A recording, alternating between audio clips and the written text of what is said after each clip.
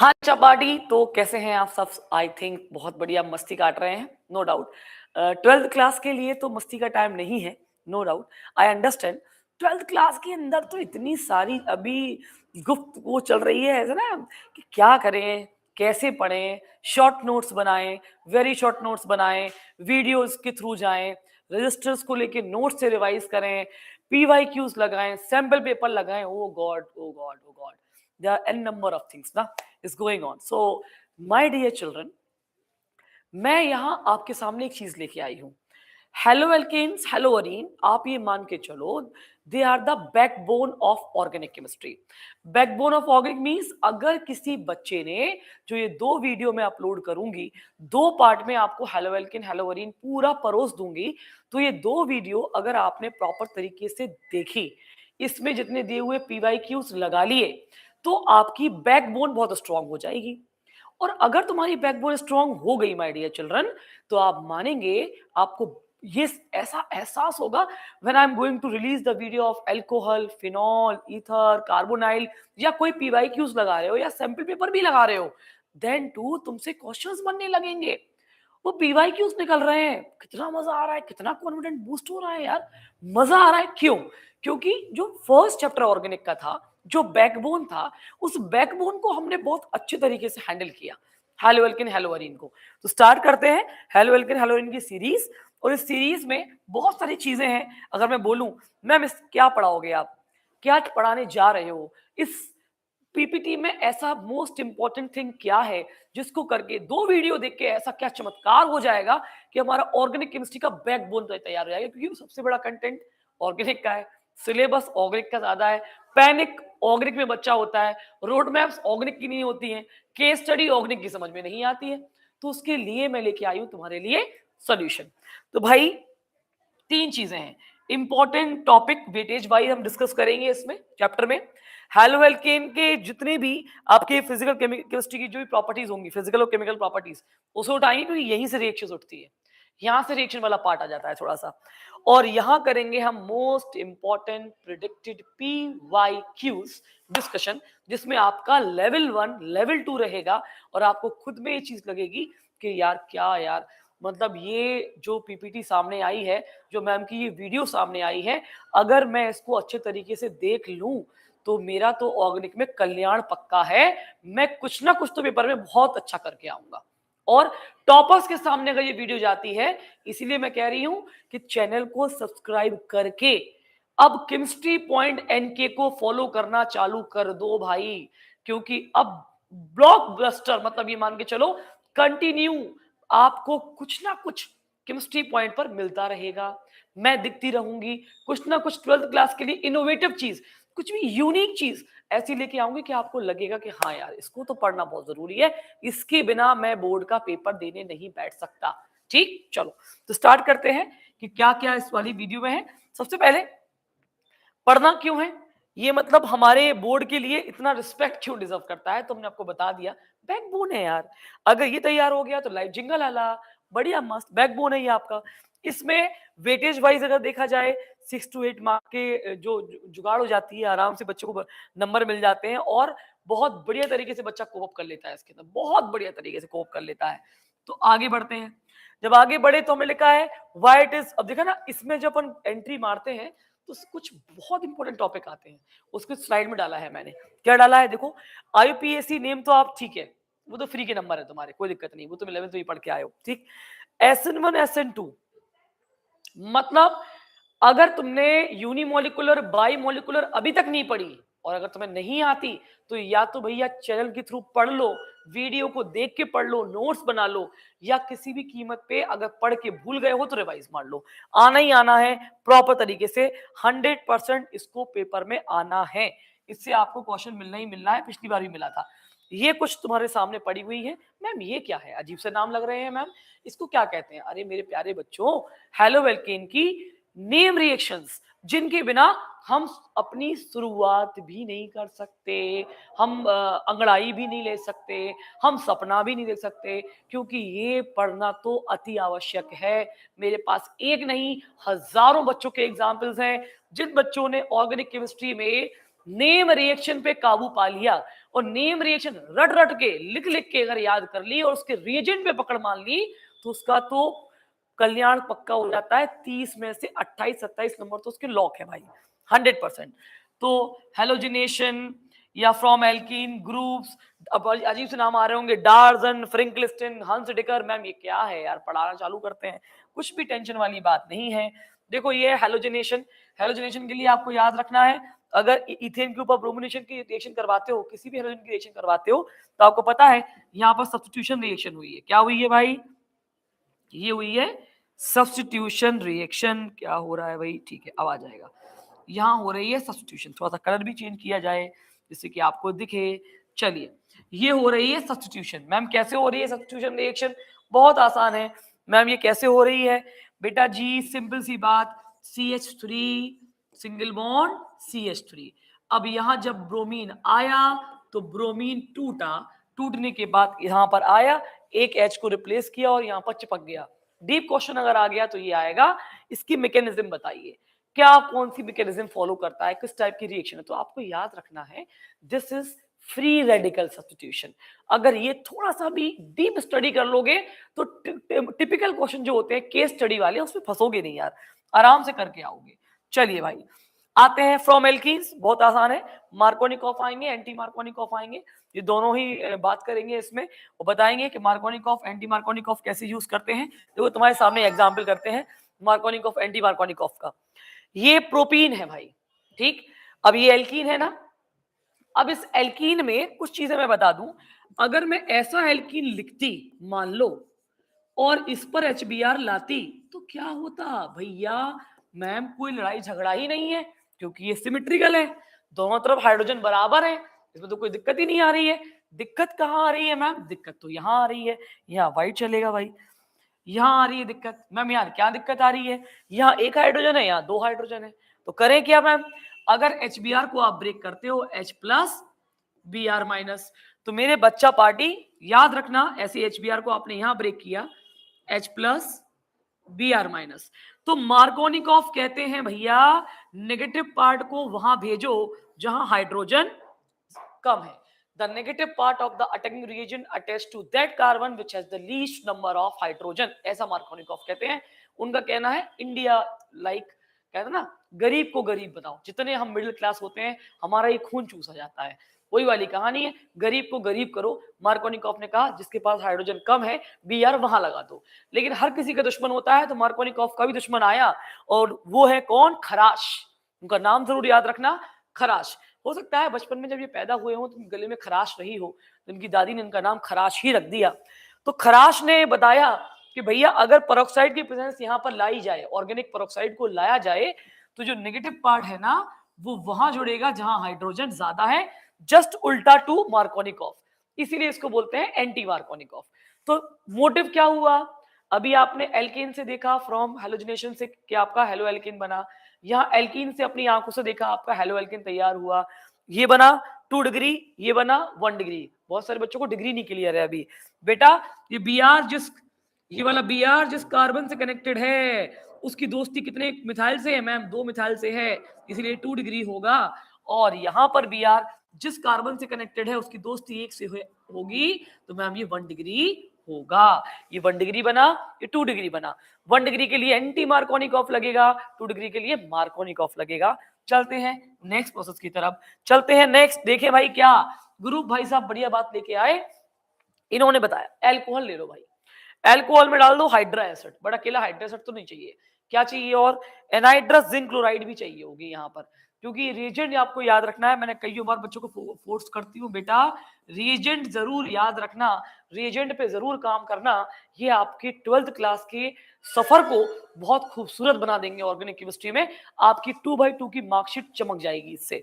तो बेटा ये अल्कोहल है, अल्कोहल पे जब HCl आएगा तो क्या होगा मैम? कुछ नहीं होगा बेटा, पानी निकलेगा। देखो पानी निकल गया, वाटर बना, वाटर निकला, उसकी जगह किसने ले ली? क्लोरीन ने ले ली, और हेलो एल्केन तैयार हो गया।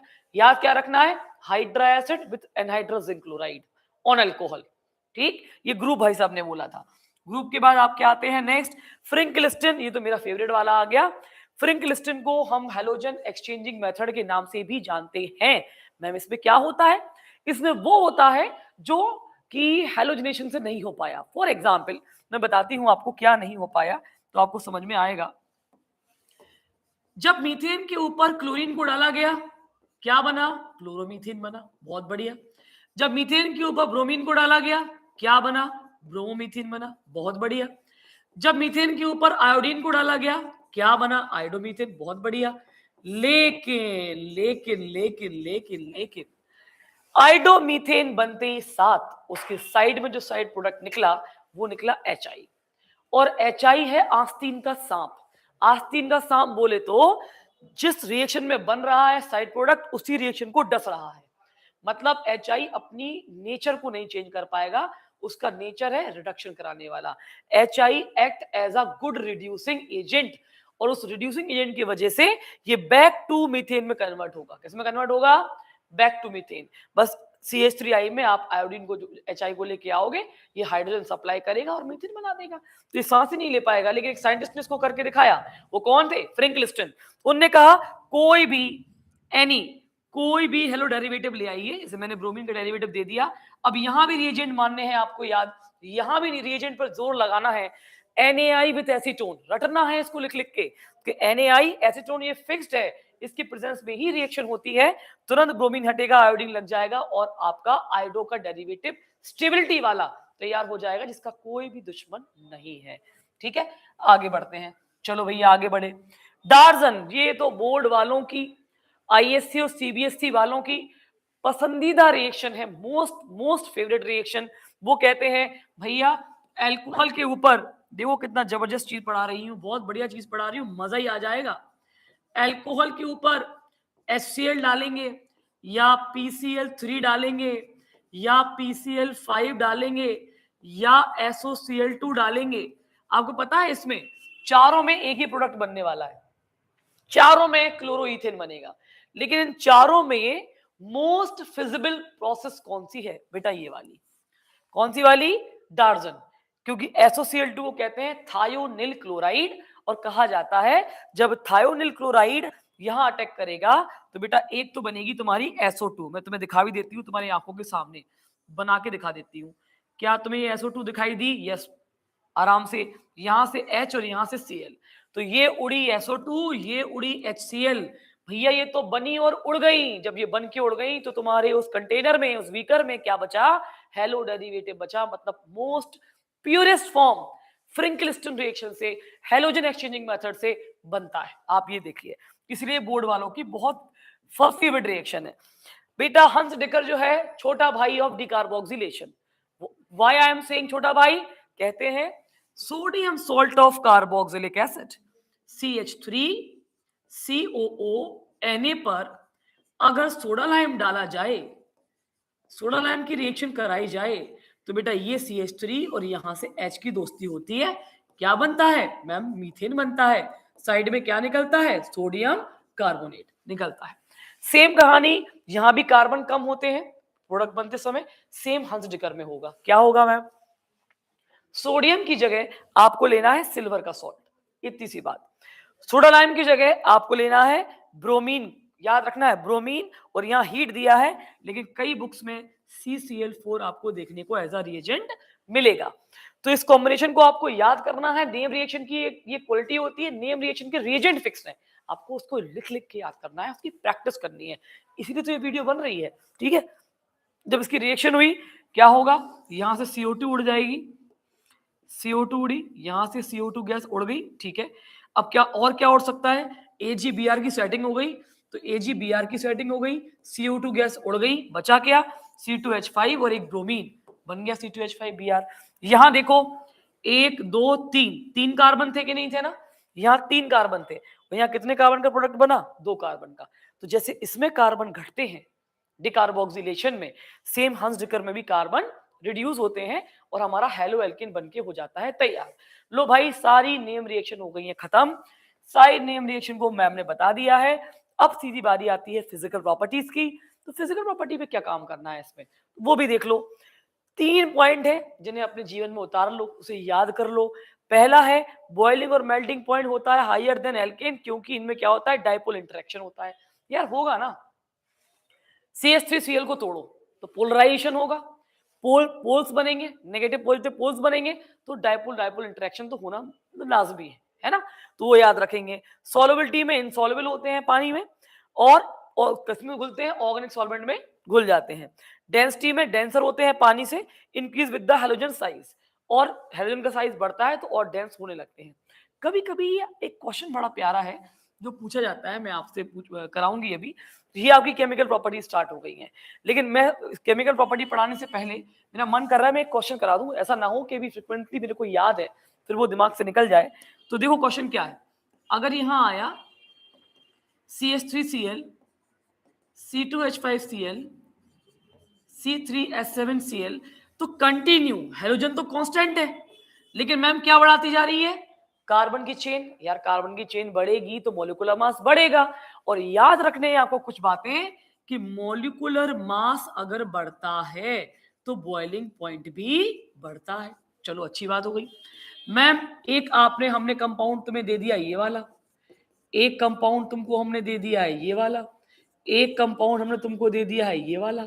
मैम ये क्या है? यार ये नॉर्मल है, ये आइसो है, नियो है, ब्रांच वाली चीजें दे दी हैं।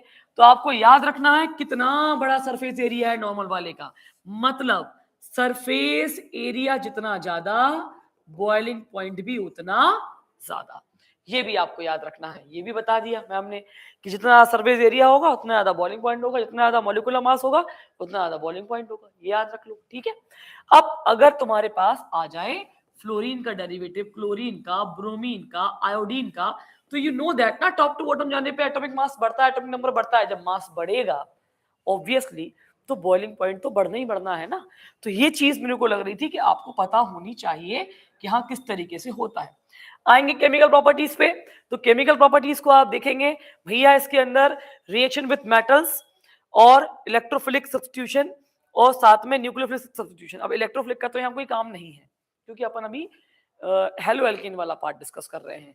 तो न्यूक्लियोफिलिक सब्स्टिट्यूशन रिएक्शन में अब आ गई बारी जिस बारी की मैं बात कर रही थी, न्यूक्लियोफाइल की। ठीक, न्यूक्लियोफाइल जब हेलो एल्केन पे अटैक करने जाता है तो बेटा यहां पर होता है दो चीजें, मैकेनिज्म देखने को मिलती है, और वो मैकेनिज्म है unimolecular nucleophilic substitution reaction, bimolecular nucleophilic substitution reaction. Order simple सा याद कर लो, SN1 का ऑर्डर है 3 डिग्री 2 डिग्री 1 डिग्री, SN2 का ऑर्डर है 1 डिग्री 2 डिग्री 3 डिग्री।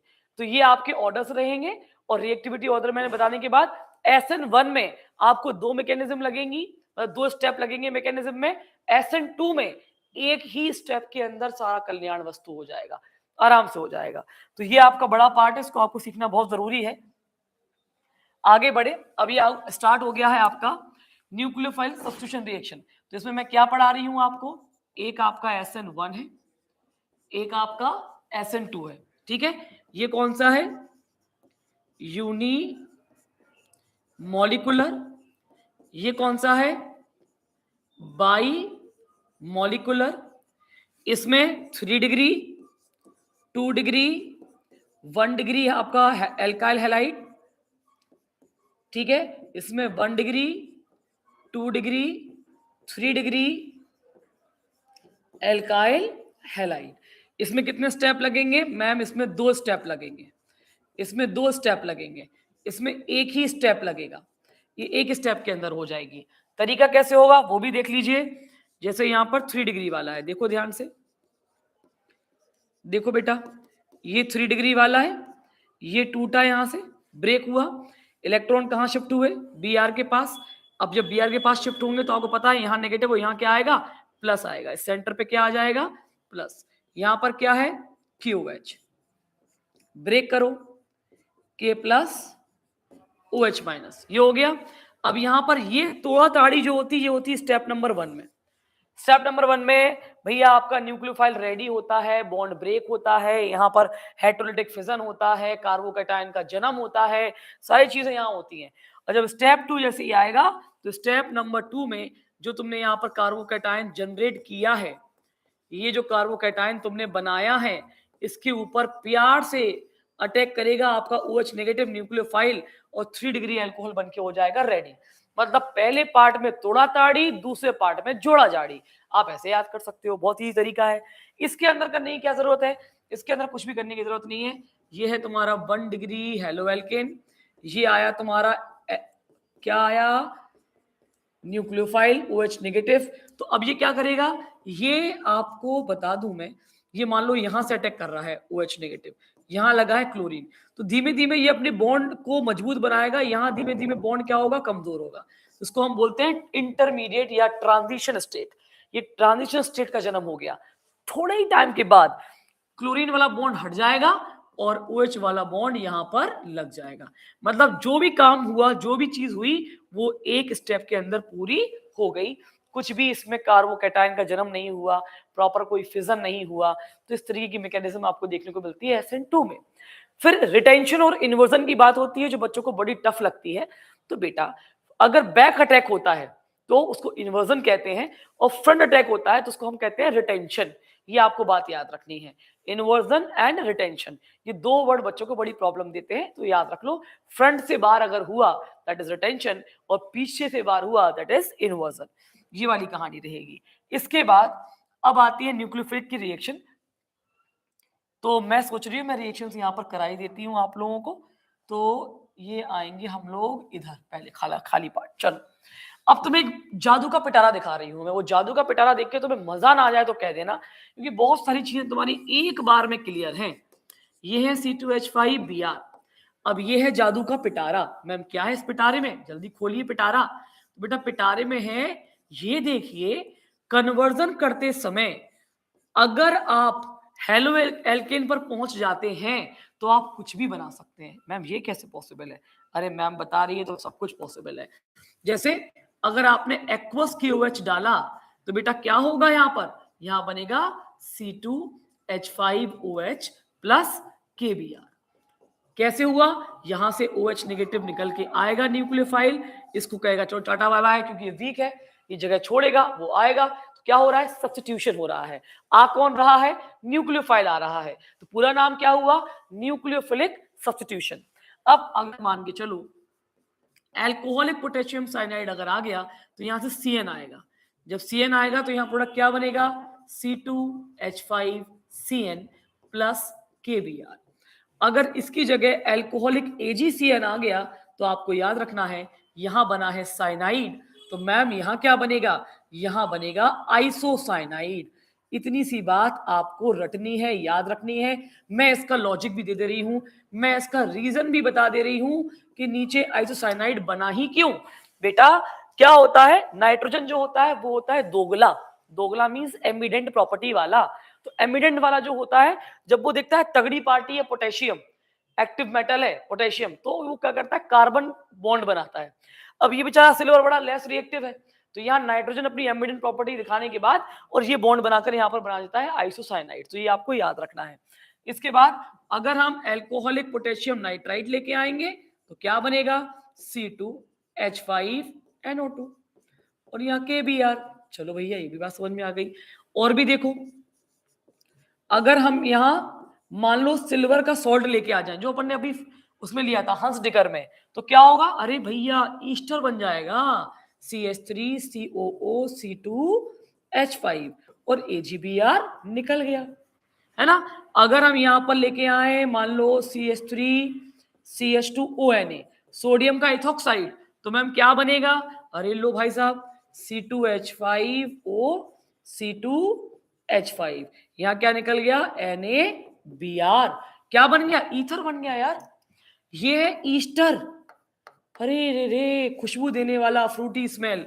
और ये क्या है, ईथर, ठीक है, ये ईथर बन गया। ये यहां क्या बना, नाइट्रो कंपाउंड, ठीक। और अगर मैं इसमें लिथियम एल्यूमिनियम हाइड्राइड करके रिडक्शन करवा दूं तो ये वापस से एल्केन में तब्दील हो जाएगा। अरे मैडम ये तो आपने क्या पढ़ा दिया आज, मजा आ गया। इतने शॉर्ट पीरियड में आपने ये बता दिया कि एक हेलो एल्केन से मैं अल्कोहल की चैप्टर पे जा सकता हूँ, मैं साइनाइड बना सकता हूँ, मैं आइसोसाइनाइड बना सकता हूँ, मैं नाइट्रो कंपाउंड पर पहुंच सकता हूँ, मैं ईस्टर बना सकता हूँ, मैं अल्कोहल भी बना सकता हूँ, यहाँ पर ईथर भी बना सकता हूँ, साथ में एल्केन पर वापस भी जा सकता हूँ।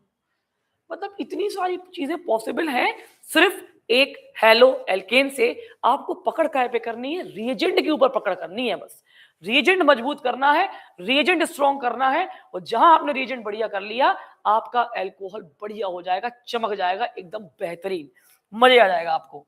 अब आती है नेक्स्ट आपकी है एलिमिनेशन रिएक्शन। मैम इसमें क्या पढ़ाने जा रही हो? एलिमिनेशन, गेम खेलते हो, गेम खेलते हो तो एलिमिनेट होते हो? अच्छा मैम कुछ ऐसा बात है, इसमें कुछ एलिमिनेशन होगा, कुछ एलिमिनेट होगा। एग्जैक्टली इसमें होगा क्या, जो हमारा एल्काइल हैलाइड आपने वहां लिया था, सेम देखो मैं यहां ले रही हूं, सेम देखो, ठीक, बस हमने कंडीशन चेंज कर दी। वहां एक्वस ले रहे थे, यहां ले लिया मैंने एल्कोहलिक कंडीशन। तो इस कंडीशन में एक बड़ी पॉपुलर रिएक्शन है डी हाइड्रो हैलोजिनेशन। केमिस्ट्री में कहीं पर भी डी लगा हो तो उसका मतलब होता है केमिस्ट्री में रिमूवल। तो इसमें कुछ ना कुछ तो निकलेगा। मैम क्या निकलेगा बेटा? तो बेटा यहां से देखो, तुम बहुत तबीयत से, पोटेशियम सोडियम की मोहब्बत है हैलोजन। मैं हमेशा कहती हूँ बच्चों से, जिस रिएक्शन में सोडियम पोटेशियम होगा और अगर उसके अदर रिएजेंट में हैलोजन है तो उसको लेके भागेगा ही भागेगा। देखो पोटेशियम लेके भागा केबीआर, साथ में ये इतना स्ट्रॉन्ग पावरफुल है कि ये OH यहां से एक H को बुला लेगा अपने पास। जब ये H को बुलाएगा तो यहाँ क्या बचा? यहाँ बचा C2H4, एक H कम हो गया, यहाँ पानी निकल गया, और क्या निकल गया? KBr। तो आपका ईथीन भी तैयार है। मतलब अगर प्रीवियस स्लाइड देखी जाए, एल्कोहल भी है, ईथर भी है, ईस्टर भी है, एल्केन भी है, साइनाइड भी है, आइसोसाइनाइड भी है, अरे बाबा नाइट्रो कंपाउंड भी है, सब कुछ है। और अभी जो मैम पढ़ा रही है इसमें क्या बन गया? एल्कीन भी बन गया। मतलब हेलो एल्कीन क्या क्या नहीं बना सकता है। इसीलिए कन्वर्जन की जान है, इसीलिए ऑर्गेनिक केमिस्ट्री की बैकबोन है ये चैप्टर आपका। तो आपका क्या बन गया? एल्कीन तैयार हो गया। बस थोड़ी सी बात इसमें क्या याद रखनी है, जिस पर मैं जोर दूंगी आपको, आप इस चीज को जरूर याद रखना। पेपर में ये कुछ डीप बातें हो सकती हैं, जैसे अगर इस टाइप का हेलो एल्केन हुआ कंपाउंड तो होगा क्या प्रॉब्लम? ये तो अल्फा कार्बन है, अब ये दो बीटा कार्बन है।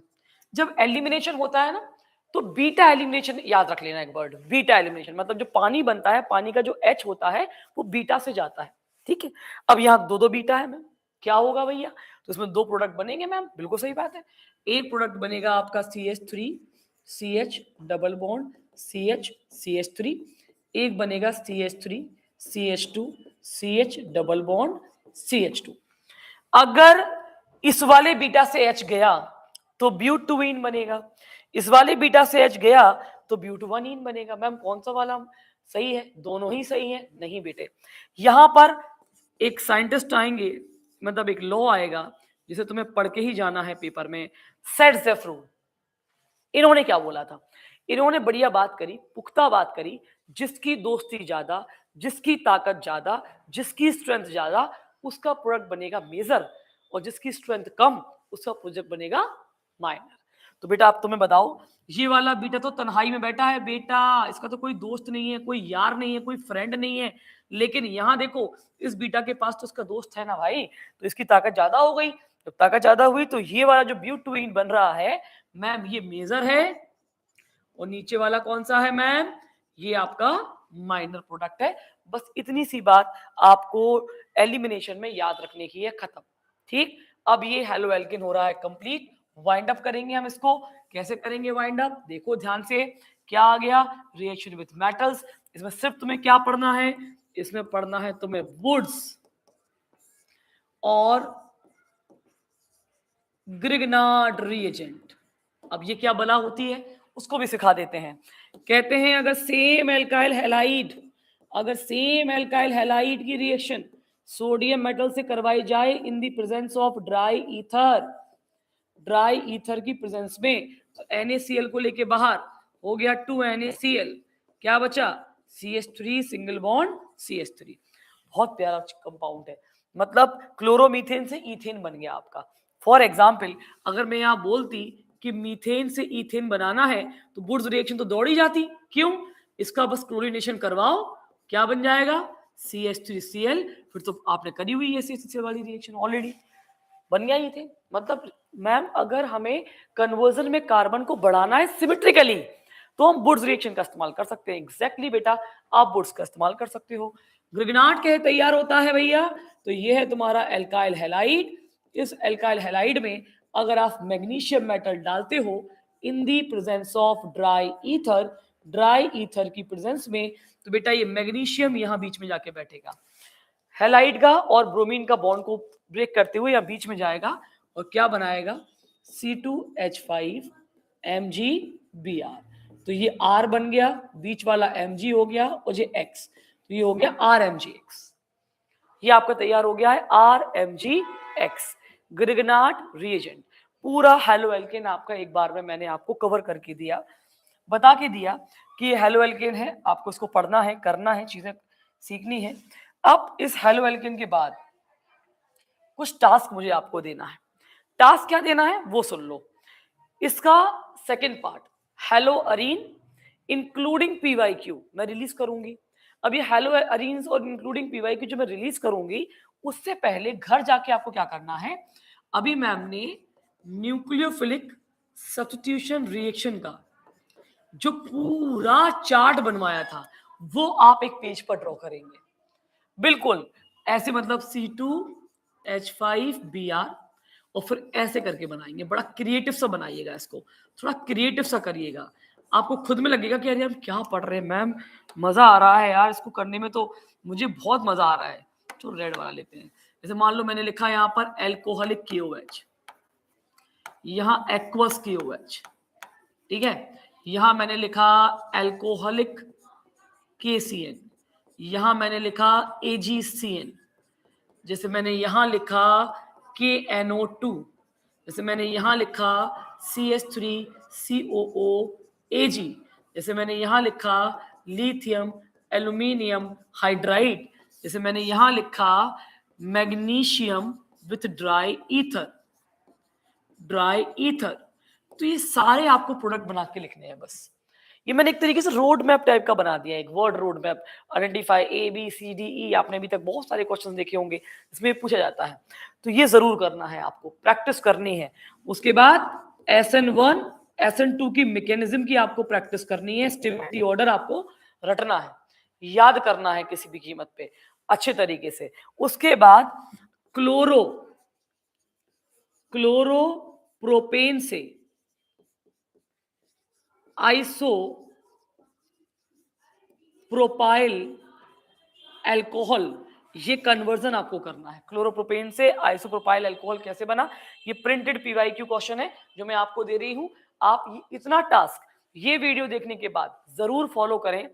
चैनल को जरूर सब्सक्राइब करके रख लो यार, नोटिफिकेशन आएगा तुरंत पता चलेगा कि हाँ, क्योंकि अगर अपने एग्जाम तक केमिस्ट्री पॉइंट से जुड़े रहे तो पता नहीं ऐसा कितना मटेरियल आने वाला है जो आप किसी भी प्लेटफॉर्म पर खगाल लेना, छान लेना और मेरी पुरानी प्रीवियस वीडियो या रील्स देख लेना कि मैम का पढ़ाया हुआ कैसे आता है, किस तरीके से आता है। डिट्टो का डिट्टो आता है। ये मेरे वर्ड्स नहीं है, मेरे बच्चों के वर्ड्स हैं जिन्होंने फेस किया है क्वेश्चन पेपर, मैं उनके वर्ड्स दे रही हूं आपको। तो इस चैनल को फॉलो करना आपकी मजबूरी है, क्योंकि आपको अच्छी प्रोडक्टिविटी तो चाहिए। किसको 70 आउट ऑफ 70 नहीं चाहिए? कौन पूरे मार्क्स नहीं चाहता? हर बच्चा पूरे मार्क्स चाहता है। तो हर बच्चा पूरे मार्क्स चाहता है तो वो इस चैनल से जुड़ा रहेगा, 100% जुड़ा रहेगा। और भी वो कोशिश करेगा कि किसी भी तरीके से कुछ और भी कंटेंट अगर मैम दे रही हैं, कुछ रिलीज कर रही हैं, कोई वर्कशीट दे रही हैं, तो वो मुझे मिल जाए। ऑडिट, शब्बा खैर, शुभ रात्रि, गॉड ब्लेस यू।